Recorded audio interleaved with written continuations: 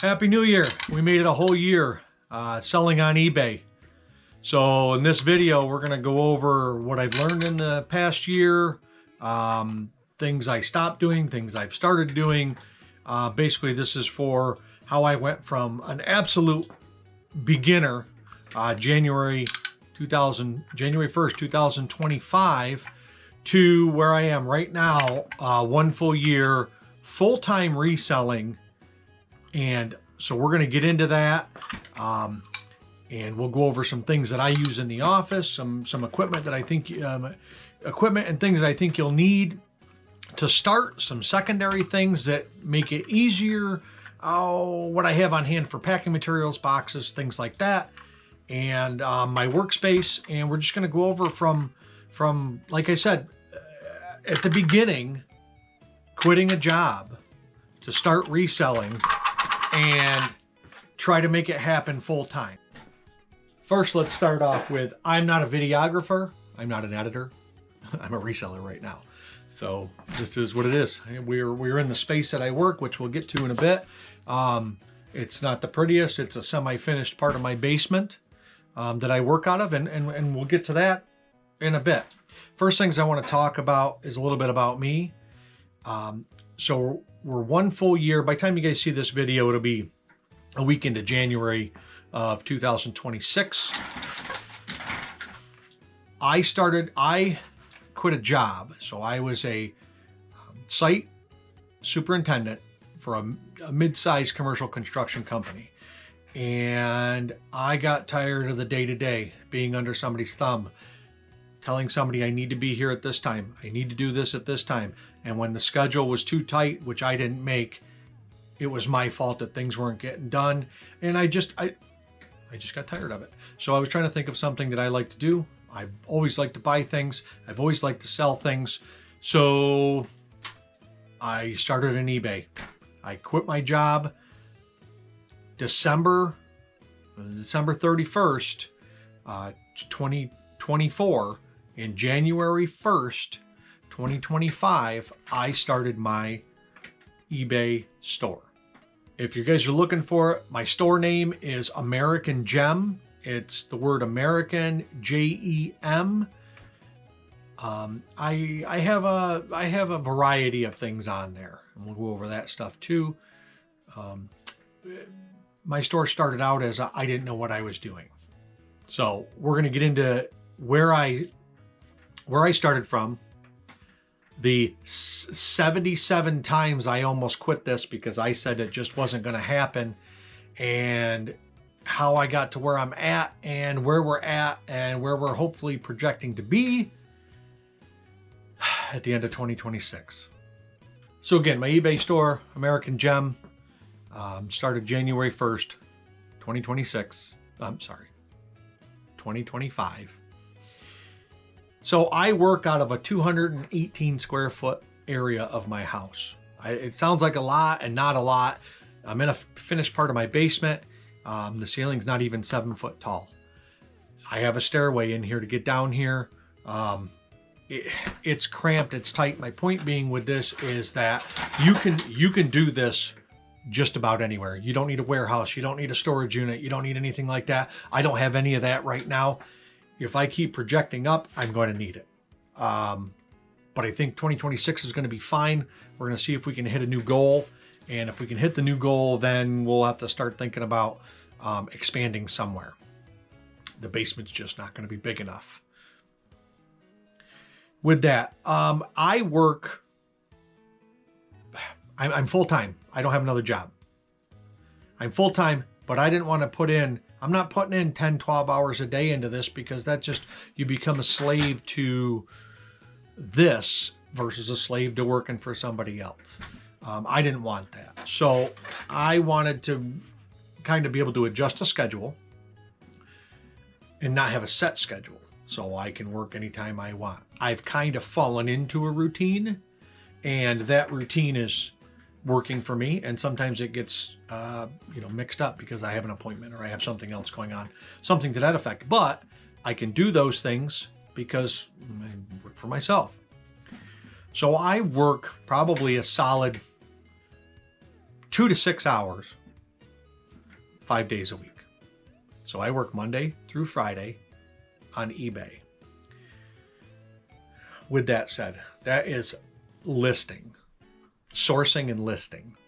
I ship every day, meaning I ship Monday through Saturday, which is something else I'm going to go over too for new sellers. So I work 2 to 6 hours every day. I try to be done by noon or 1 o'clock. I'm trying to be at the post office by noon, and I'm done by 1. Sometimes it's longer. Sometimes I'll hit a Goodwill on the way home, things like that, or whatever. So that time counts. So like I said, 2 to 6 hours daily, Monday through Friday, mostly Monday through Thursday. In the beginning, it was a lot. I was doing a lot. So in the very, very beginning, I was staying up till midnight, 2 in the morning. The schedule I just told you is what I do now. There's going to be a grind. If you think that you're just going to walk into this thing and list some things and sit and wait, and then all of a sudden they're going to sell, and it's not going to happen. In the beginning, if you don't grind, you won't make money. You won't sell. I promise you that. If you don't do it, because I was one that thought if I just list some things, they're going to sell. They're just going to sell. People are looking for them. Well, let me tell you what. You need to grind. You need to list. You need to build up an inventory of listings versus the 1-2 things that, however many people are looking at maybe. We're not going to get into algorithms and all. I'm not buzzword algorithms and this and that. I'll tell you what works for me and where I'm at money-wise, and we'll go from there. So right now, my store has, it's about 1,200 listed items. I'm listed at 1,200. I'll be over that. Tomorrow, I'll probably list another, whatever. It doesn't matter. I'll show you. I'll tell you when I go into that. So I have about 1,200 items listed right now. I got a little over 500 items, 520 or 20, something like that sold in the past year, which sounds like a lot, but it's, what is it? If you figure every day, 365, not working full days, like 200 some odd days, it's like two items a day that have sold if you count from day 1 to now. So it's 2 items a day. It's not like that. Sometimes they ship 6, sometimes they ship whatever, but those are the numbers.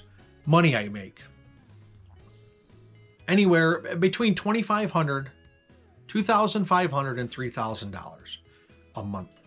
So that's 31-day period. So what I make, those numbers are gross. Obviously, they're gross numbers. I take home, the money I make after fees, shipping, and all that stuff is about 60% of that. Okay, so about 60% of that $2,500 to $3,000 is mine, hits my bank account.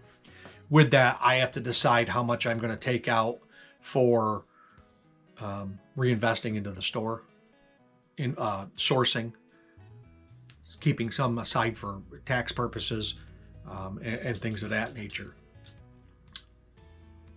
In the beginning, every dime that you make should be reinvested into your store, into your selling. If it's not, you're not gonna start climbing that ladder and start exponentiating into something bigger unless you don't want that. But I would say any money I made within the first 6 months was being dumped back into the store. I mean, every drop of it that hit my bank account was being somehow between sourcing, office supplies, boxes, shipping, tape, tools, totes, all that stuff, lighting, all that stuff was back into it. I didn't make any money extra, I would say, in the first 6 months. But it is what it is. So things I sell a little bit of everything. I've kind of started molding into clothes, shoes, because they're easy to store. They're semi-easy to list. People are always looking for secondhand clothes. I'm not ever exclusively going to get into one thing. I think there's too much stuff out there that you can sell that people will pay for or are looking for. Clothing is always a thing. You got to buy good clothing, stuff people want. You can't buy the stuff that they're selling at Walmart, in my opinion. All this is my opinion. If you resell that stuff, they can get it cheap somewhere else. I always look for clothing. I'm looking for name brands. Everybody knows all that stuff. I don't get into a lot of knickknacks. Stuff like that. Like I sell a whole bunch of stuff, and I'm not going to go into everything I sell. You gotta watch it, because in the beginning I would buy things that I thought, in the beginning I was buying things that I thought people who collected were going to buy, and it's just not the case. The people that collect things, I keep doing it. The people that collect things, there's not enough of them, and the stuff that people collect, there's so many sellers out there selling that stuff that collecting stuff, they do sell, but you usually got to sit on it for a while. Let's talk about some things that I don't. Now, all of this disclaim. I am disclaimering this because you're going to get 100 people out there that are telling you this works for them and this works for them and da-da-da. Certain things do not work for me.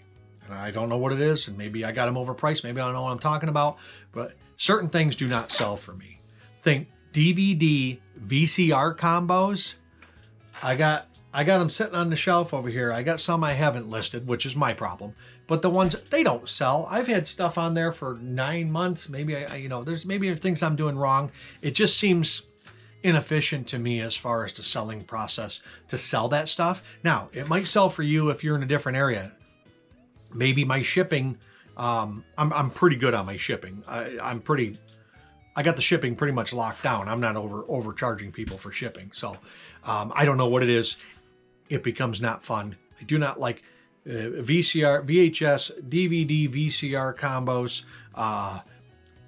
equipment remote controls do not sell. Stereo remotes, they do, but they don't. You don't know if you're getting one from Goodwill, if it's going to be good. You get it. You don't know if you're testing it unless you got 100 pieces of equipment laying around. You look in, the batteries aren't corroded. You hope you put it on there. You write it untested. They get it. Hey, this doesn't work. Well, it figures. It was at Goodwill. So I don't sell that stuff anymore. Countertop appliances. I'm torn between this. Countertop appliances meaning so vintage mixers. So if you get a KitchenAid mixer, that thing will sell. It'll sell every time. I've sold some old mixers, some old Sunbeams, some things like that. Stuff like that sells. You got to wait for somebody that really likes that old equipment, and they need a part, they need this, they need that, and it sells. The bowls will sell, right? If you got a glass milk bowl that came from a Sunbeam or a vintage one like that, somebody has dropped that in their life and it's broke and they need a replacement. Coffee makers, thumbs down for me. I will not buy another coffee maker and try to part it out. I've sold some Mr. Coffee stuff. I've sold them, but they sit. Coffee makers are too cheap for people to be buying them, in my opinion, on eBay. The stuff is too cheap. You can go to Walmart and buy a brand new coffee maker for 11 bucks. Now, if you're that hung up on your Mr. Coffee that you've had for 30 years, okay, but there's a billion people on eBay selling coffee makers and coffee maker parts. So for that, I let that go. So electronics, I try to stay away from. I've had some really good electronic stuff. Car stereo stuff sells as long as you can test it and it's working. If you can test it if you can test it, which takes your time, and it's all working, it'll sell. But home entertainment stuff, it's just technology just advances so much. There are them few people that want TV, or I keep saying TV, DVD, VCR combos and things like that, but I think they're few and far between. I even fell into the mistake in the beginning of buying some Disney VHSs. Thumbs down. Don't do Disney VHSs. Don't do Beanie Babies. There's like 5 Beanie Babies that actually make money. If you got a Princess Diana one or something like that, you got one, but the rest of them, thumbs down. And that's my opinion on it. All this is opinionated. So you guys do what you do. Don't get on here and tell me, oh, I sell a billion of them. If you do, jump on my store, shoot me an offer for all of mine. I'll cut you a deal. You can have all of them. So those are some things that don't sell for me. Some things that sell really well for me is if you If you can find yard sales that you can bundle a whole bunch of stuff and buy somebody's entire table of something. So something that worked out, I sell a mountain of Pyrex. Now, Pyrex glass is funny. First of all, you're shipping glass. It sucks, right? You got to really, your packaging, your shipping, everybody complains that the shipping's too high, but then they get the item and they're super excited that it's not broken and it's packed really well. So that's a 6 in one hand, half a dozen in the other. So I sell a ton of Pyrex, but it can't be new Pyrex. You have to do your research and really learn about the Pyrex game and know what you're selling, know what you're talking about, know the logos. If you buy new stuff, it won't sell. You got to get the older stuff, patterns, colors, older logos. You got to start learning all that stuff. One big thing with glassware, Pyrex dishes and things like that sells is lids, glass lids. I have a bin of glass lids. I have sold so many glassware Pyrex lids as replacement lids for somebody. They'll buy them from me because over the years they've broken one. Grandma had their casserole dish and she gave it to me. Lid's broken. They'll buy a lid off me. And you can pick those lids up, especially like if you go on a Sunday where things are $1 at the Goodwill. You can pick the lids up for $1 and you can sell them anywhere between, we'll call it realistically $7 to, I've sold certain lids for $25 a piece. Excuse me, a piece. So that stuff for me was my bread and butter for a long time, but I've learned a lot about it and I know quite a bit about Pyrex. I don't know it all. Everything, all of this stuff is a learning thing for me. So whenever I'm telling you something, this is all geared towards helping new sellers with realism. I'm not getting on here and telling you that I know everything. I'm not getting on here and being like, if you do these 5 steps, my 12-step program, you'll make $14,000 a month, because it's just not the case. You know what gets the money? Work. That's it. But you're working for yourself. That's the big thing for me. If you like working for yourself, or you at least can appreciate the fact that the money coming in is something that you did, you made it, you didn't have to rely on anybody else, nobody else's schedule, you make your own schedule. If you really enjoy that, then this is for you. If you think that, again, if you think you're just gonna, it's not gonna work. But I'm also not here to tell you, do this, do that, and this will work. I will not say that. Each person on eBay or any reselling platform will tell you that this worked for me, but then the next person will say it doesn't work for them.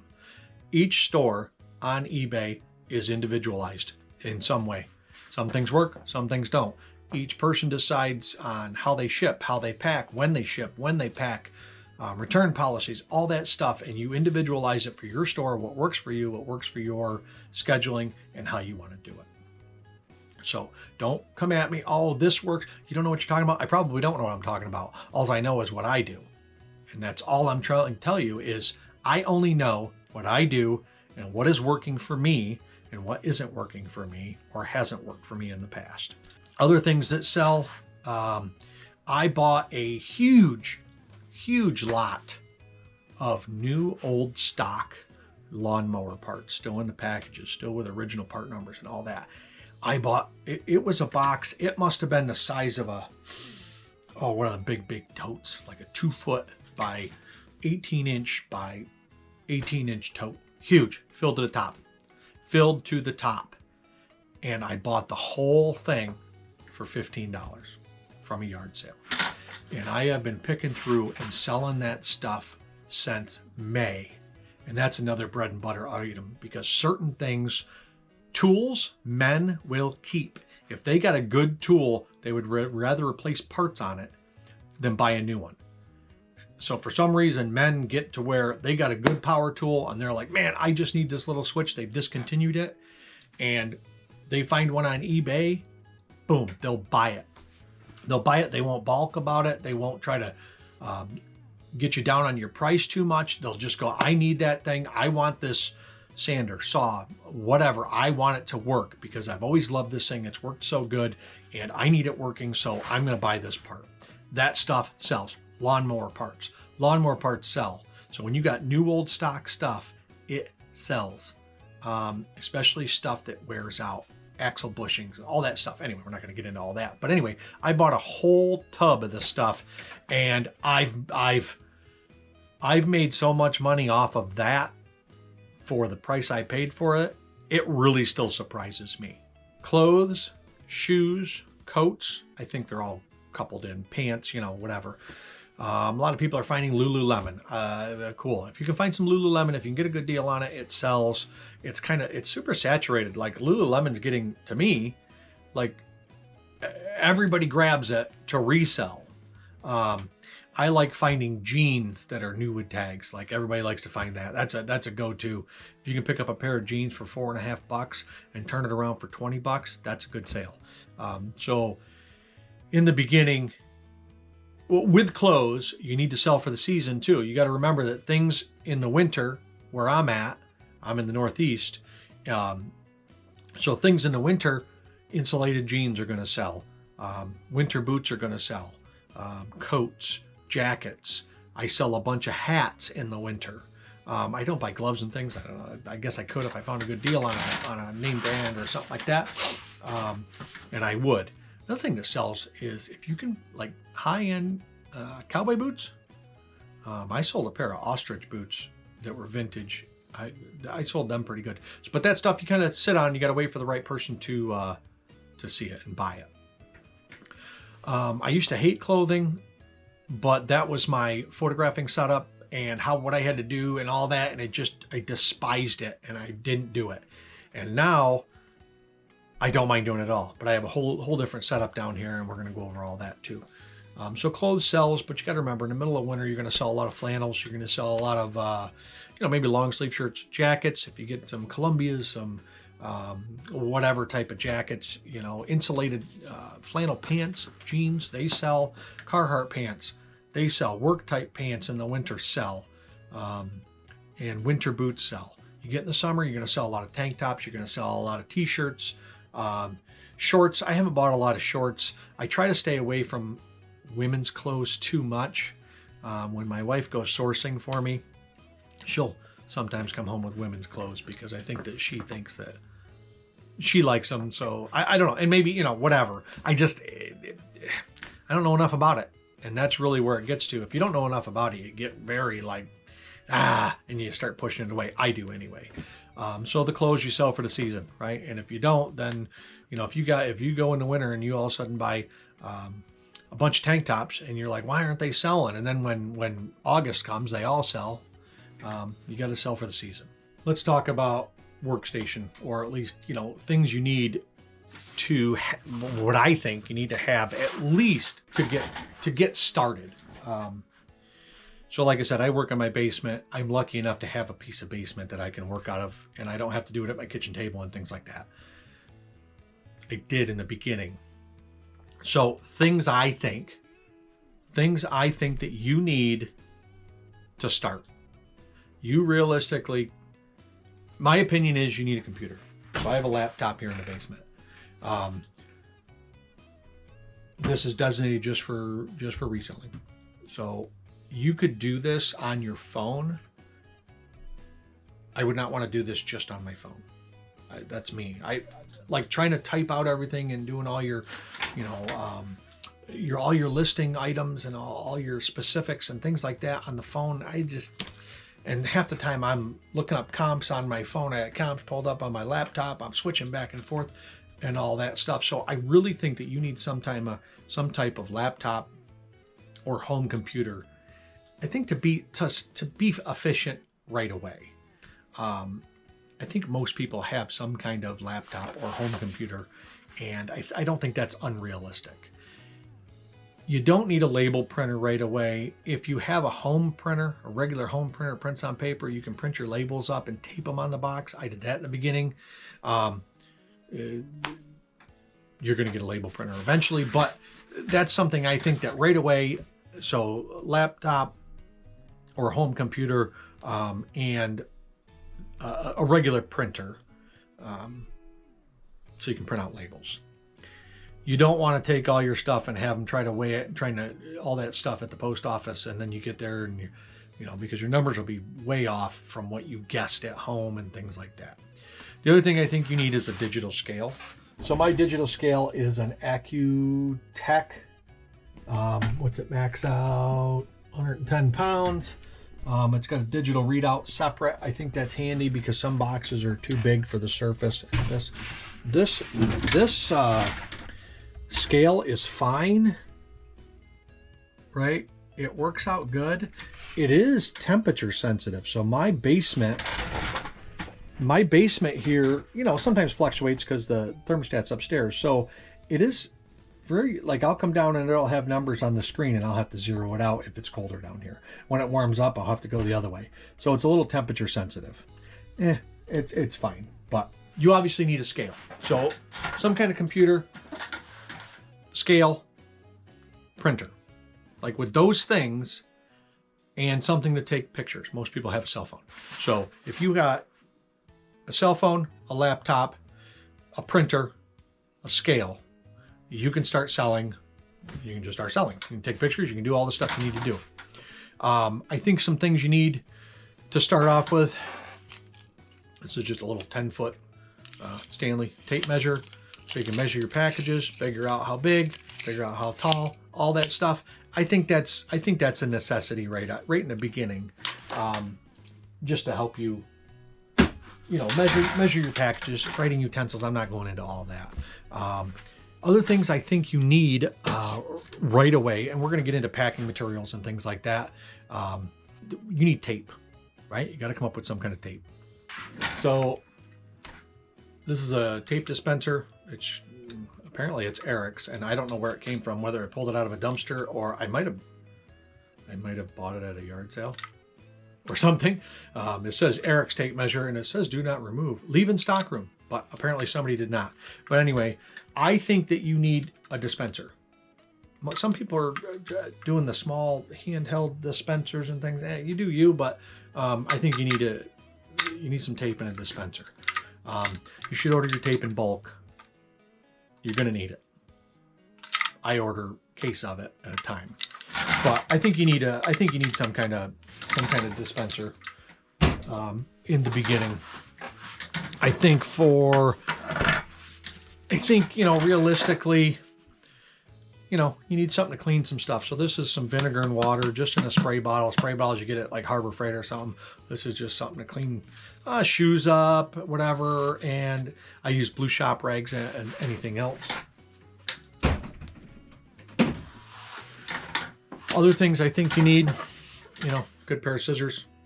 These are heavy duty. They'll cut the boxes and things like that if you need to. This is it's a body, what they call a body panel bar from Harbor Freight. You get a package of them, but it works really well for getting labels off, getting underneath that corner and getting labels off, because if you don't have fingernails, then labels can be a nemesis. If you find something that works, just to pick under the label. So that's something you're going to need. This is just box cutter, you know, utility knife. This is a cheapie HDX. So I think you need one of those in the beginning. It's a creature comfort to make your life easier. If you're going to sell clothing, you need a lint roller. Now you'll see this one's blue-ish.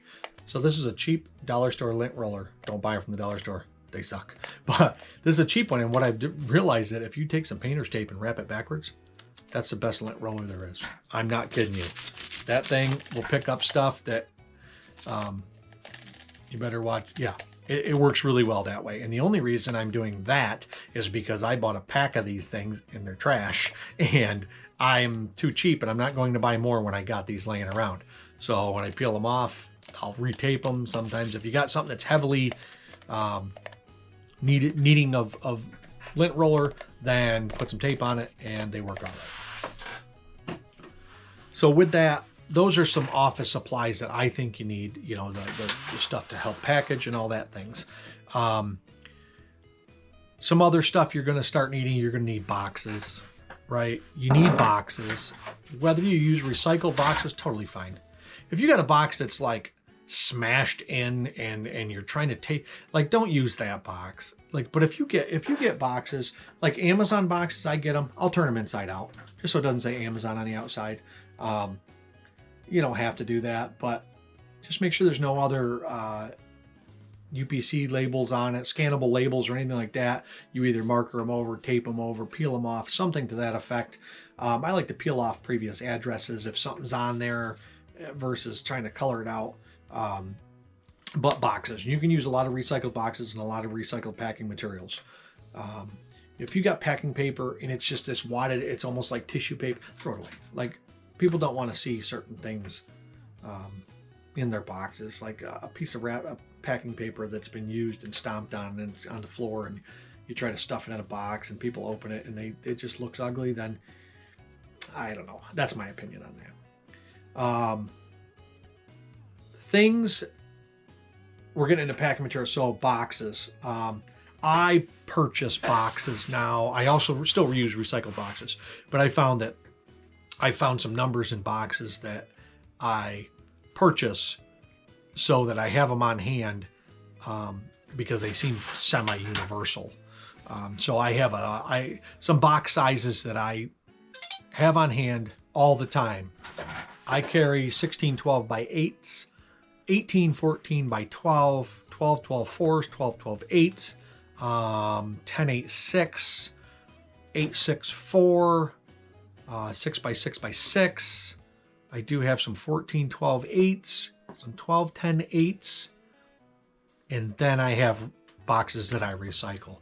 I found that the ones besides the recycle box, the ones I just told you, I find that I use those majority of the time. Now the bigger boxes, the 18, 14, 12s, you only need to buy a pack of them and it lasts you, a long time, but it does help with them bigger items. If you happen to get some bigger items and ship. Now I've shipped sewing machines, I've shipped heaters, I've shipped some big stuff. If somebody's willing to pay for the shipping, I'll ship it. So it doesn't matter. If you're going to sell clothing, you should have some kind of yardstick, right? It's just nice. People want to see measurements on the clothes. Some resellers, they'll just put the size of the clothes in the listing, and then I think that I don't know if I would like measurements. I don't know. I think you're going to take a bunch of pictures anyway, so why not throw a yardstick or some type of measuring device on a couple of the photos? So I really feel like if you're going to do clothing and it's got a size in it, who cares? Take some measurements. I think it gives people peace of mind knowing that when they order something, at least it has some measurements. They can kind of measure their body and see if that works for them. I also have poly mailers, and I think that is a must if you're going to sell clothing and smaller items. Boxes can be funny sometimes when you got different items, smaller items, clothing. I think poly mailers are the way to go. I have two different size poly mailers. So I have a 13 by 10 flat poly mailer. They're white. They're self-stick. You peel them and they stick like nobody's business. And then if you got something small, you can still just fold it over and fold it over. And then I'll tape the edges so it doesn't get cut in like a, I don't know, some kind of, USPS postal service machine or whatever. So I also carry bigger ones. These ones are 19, 13, and they're the same thing, but they're good for bigger jackets, coats, stuff like that. If somebody's orders like a couple things from you and you want to get them into one, so they're nice. I think those two sizes are really good. Like I don't want to have 100 different sizes of certain things. If I can utilize one size for universal stuff, then I will. I think another big help is clear poly bags. I have finally became a big boy, and mine have the warning on them, suffocation warning. They're self-adhesive. You peel the sticker, or you peel the wrapper there, and they'll fold over on themselves, so you can fold them smaller, whatever. I like that with my clothing. The clothing's in a bag. This bag is in another bag. Stuff's getting kicked around a postal service truck and wherever and all that. And it would sure be a shame if you had a really nice Tommy Bahama silk shirt and some liquid got into it, your the corner of your poly bag, your shipping bag, and it put a stain on it. Now the person's unhappy. That's just my idea of it. And I bought a whole pack of those, I don't know, 1,000 of them or something like that. And then I also have some big 19 by something Ziploc bags. They're just handy to have for bigger stuff. If you got a big jacket, I'll double bag those. I think it's a good idea to try to keep wetness, stains, whatever, off of the things you're selling. I also carry bubble wrap. So what is this? American Bubble Boy. It's on a roll. It's I think it's 70. Let's see. So I have it on a roll. Piece of PVC on a rope, and it peels off. It's perforated every foot. So I think that's good to have. That's American Bubble Boy. I think I buy that I do buy that from Amazon. I buy my packing supplies, shipping supplies, whatever, from wherever's cheap. I was doing Uline. Now, if you get in a bind and you need to have something next day, Uline is the way to go, but you're going to pay for it. But if you're going to do like a giant bulk buy, like their shipping is expensive, but it comes the next day. So you got to decide if that's the way to go for you. All right, so we covered shipping supplies, tools. I think something else that you're going to need. We'll go into like secondary items now. Obviously, we're going to get into my photography area, and that'll be that. I think secondary items that have seriously like helped me. Box sizer. So if you got to make a custom box, this thing comes in super handy. It's got a perforation wheel on that end that rolls. You can adjust the depth of the box. You snug this thing down, you run it around the outside, it perforates it at the height that you want. That has come in super handy. And with that, I ordered a couple of these. These are a box creaser, cardboard creaser. It's a roller, and you can run it along a straight edge if you got to make a flap. So I picked those up cheap. It's 2 of them, but I think that comes in handy. When you got it, it's great. If you don't have it, you can make it happen. This thing right here has changed my whole game plan on clothes, and it's a little 4-inch long piece of thing right here. So if you can see that, okay. So I made this. They sell these. That's a paper clip. This is a piece of 3/8 dowel or something, 1/2-inch dowel, wood dowel, and I taped it on there with some electrical tape. I drilled some holes and I bent some prongs and put it in there and then taped it. You know what that is? It gets in the buttonholes. So it goes through the buttonhole. You stick the button in there and you pull it through. Because when you got big sausage fingers like I do, and you got to do buttons and buttons and buttons, it will drive you nuts and make you hate it and make you not want to do shirts and things like that. This thing's a game changer. Now you can buy one. I don't care. I made this. And it's a game changer. So I think that if you got to do a lot of buttons, button-up shirts and things like that, that thing helps out a lot. When it comes to tape, we talked about, I buy cases of tape. I have 36 rolls at a time or something like that. And I found, so it's called Diamond brand. I don't know if you can see that. But anyway, it's not a super expensive tape. It's pretty solid. It's pretty good tape. Now, the other thing that I get is back in my construction days, I have this. It's a tape press. So we called it a press fix. This will change the game if you want to buy cheaper tape and help you get it adhere to boxes better. So you put your tape down and then you just run the air out of it. And that right there, this is used in a zip system, plywood, where you're doing the exterior of a house with the green zip board. You put it down and then you tape the seams. They send you these. They're called a press fix, to press that tape down and really pressurize it and get it to stick in the nooks and crannies. And this has changed my game versus buying stupid expensive 3M tape and all that stuff. Boom, swipe it on there. It will stick tape like nobody's business. So what we're going to get into now is my work area, what I work out of, and things like that. and we'll go over that stuff. We'll go over death pile. We'll go over my racking. We'll go over what I got going on, and then and that'll be it. Okay, overall lighting here in my workspace, terrible. This is my photo area, my work area, my packing area. This is where new inventory will come in, where I tag it out, whatever I got to do before it goes on the old death pile rack. So I purchased these two tables. They're two separate tables. They do fold down, but they're white. They're Formica. They're like a hard top, so I can just wash them. I can just wash them. In the beginning, I had these poster boards set up on a little white table, and it worked. So you can set up anywhere. I think a white background is the way to go. It makes your photos and makes the item look clean. Some people do the gray or whatever other color. I think white's the way to go. That's personally what I do. My clothing, so I take all my photos here, right? White background, all my photos, white bottom. I can wash it off with Windex or whatever.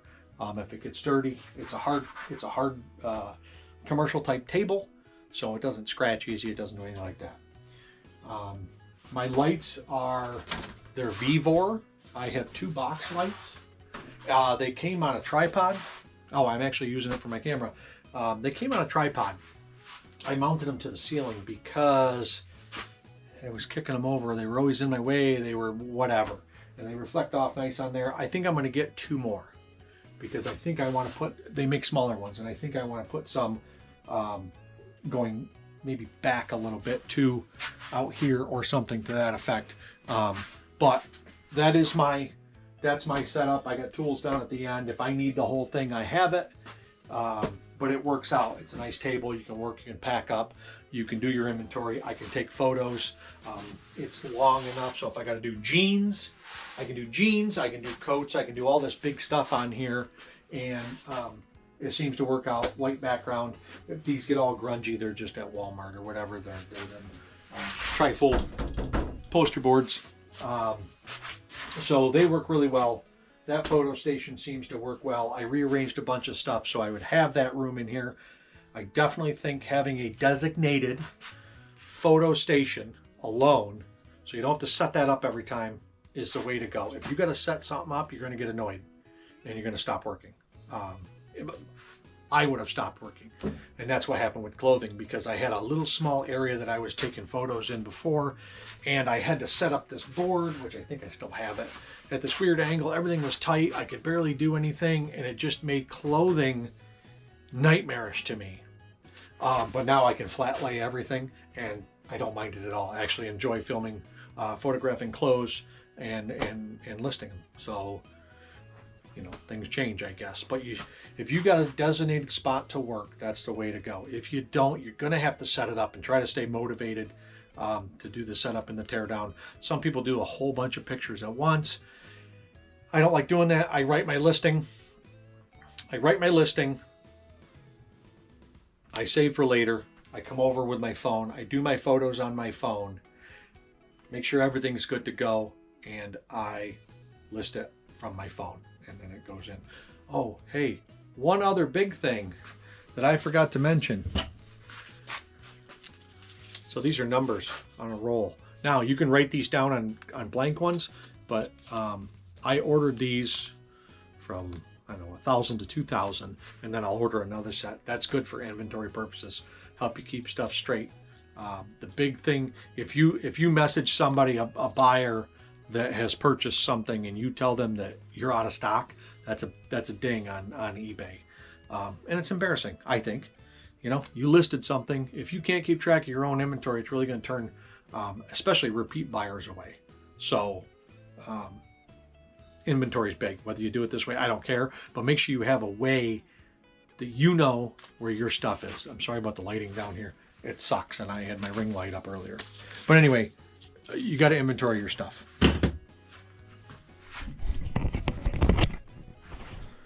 So we're standing at the desk right now. You know, it's dark in here. It's not great. I got shelves. This is where I work here. You know, the laptop, scale, things like that. I got a speaker in the corner, so I have a table right here. clothes. My chair is disgusting because it's secondhand, whatever. I think I got it from I don't know where I got it from. But it's down here. It's just for work purposes.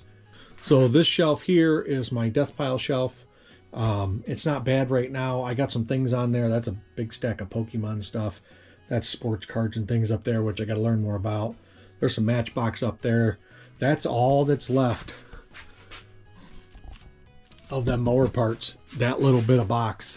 So I got some pants and clothes, some shoes, things. This is some stuff I just picked up the other day. The perfect push-up thing. Those were mine. Some stuff I picked up the other day. That's just a little heater. And then the rest of this is inventory, or, stuff that's listed. So the bins are all clothing. I found that that's the best way. I can pound a lot of clothing inside there, all in the bags and things like that. They're all labeled.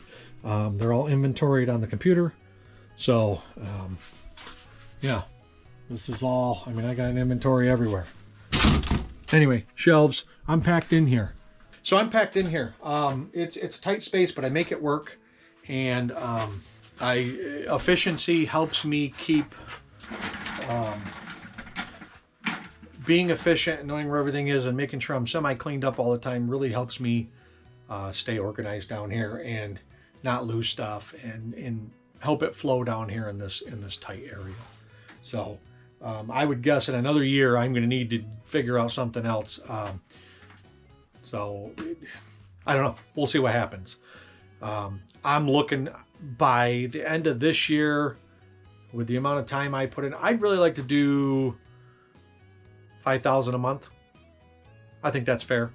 I don't think that's unrealistic. That's my goal by the end of this year, 2026, to do $5,000 gross. Whatever. So that's the goal. We're going to keep plugging away. Again, this video is set up for people just starting out. Like I am not a professional videographer, and they'll never be like that. If that's what you want, I'm sorry. They might get a little more polished, but they will never be anything probably other than what this is. Maybe, we'll know. Who knows? But if you like what I'm doing, I'm going to keep trying to put a video out, once a week or whatever, and we'll get into numbers later. Maybe what I sold that week, things that was sourcing. We'll get into that kind of stuff later on in the videos. So if you like this, comment below. Give me some ideas on what you'd like to see that I do. Again, I'm still learning at this. If you think I'm going to give you some 20-year veteran advice, then that's not.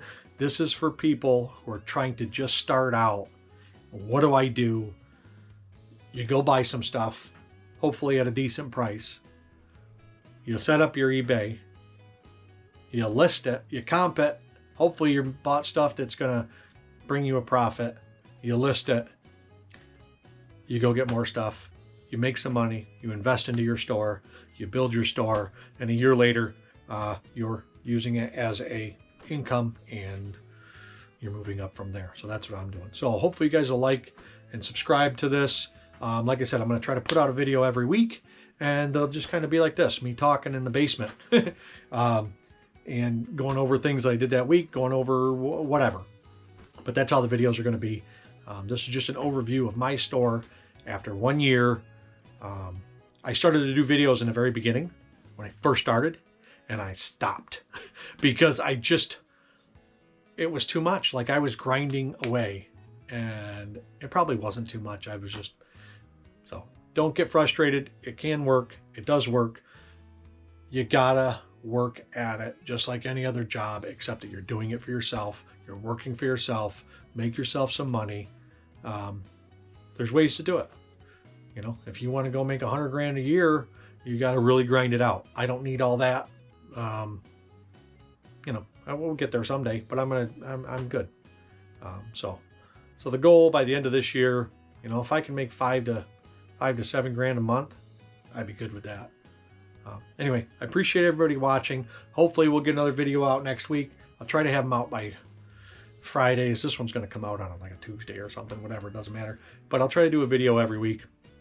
Comment down below on what you'd like to see, maybe something I talk about. I'll take some notes, I'll read them, and and we'll go from there and try to do videos from there. If you want to get on here and tell me how I'm doing everything wrong, cool, whatever. Like if you're doing it all right, then awesome. Then start making some videos that aren't telling everybody that you're going to make a bazillion dollars starting on eBay, because that's just not the case when you first start out, and that's the honest truth. You got to grind. It's grind, and it would just be like any business that you're going to start on your own, working for yourself. It would be the same situation. So this is what it is. American Gem is my store. Subscribe to the channel, and we'll have some more videos coming out. I appreciate everybody watching. Thanks.